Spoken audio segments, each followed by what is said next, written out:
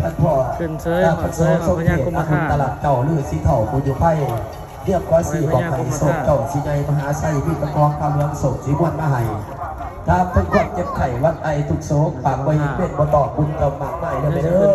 อดีนะนะเอาแบบสีก็ไม่เป็นไรใช่อาจารย์ผู้ถอดเอากับมิ้นซาจะสิขึ้นนี่ปะเพราะว่าจะขึ้นนั่งปะใกล้เลยลูกว้าอาซาทูต้องอ่านกับพอรอแบบเมลในยืดก่อนเนี่ยลูกผู้ถอดบุญบาทจากซีสุระได้แต่ก็ฝูงก็เพิ่งได้ไหนว่าเป็นคนของตำรวจเผ่าไหนพญากุมารมีอายุมันก็เยอะมีนะ เป็นไงห้องจากนั้นก็ดีเอาบุญเอากุศลมันก็เด้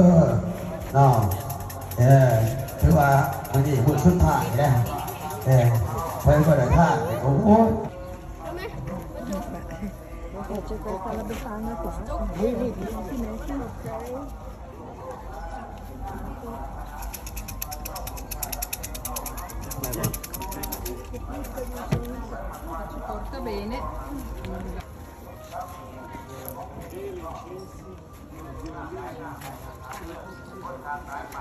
บุญกับครูบาเด้อออกไปผูกคอมัดแขนในพระเด้อ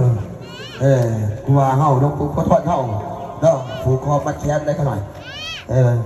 สี่พวกเป็นสำหรับผูกทอดสันที่สองเป็นสันที่สองนี่นะเก็บแล้วเก็บรอบเชื่อแดงก็ว่า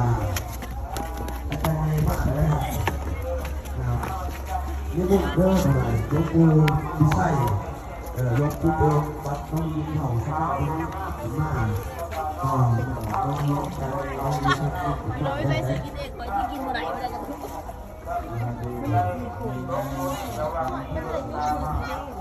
สันชุดถ่ายเจ้าเป็นนามาดูเป็นจะไรสันชุดถ่ายเป็นจะไรไว้อยู่บ่ไว้เหรอมาเล่นสิบริษัทส้มบ่เอาเด็กใส่น้ำท้องนึงอันนี้หาหน่อยอยากไปวัดผู้อันนี้แหละวัดผู้ลูกไผ่มากบอกว่าทำลูกไผ่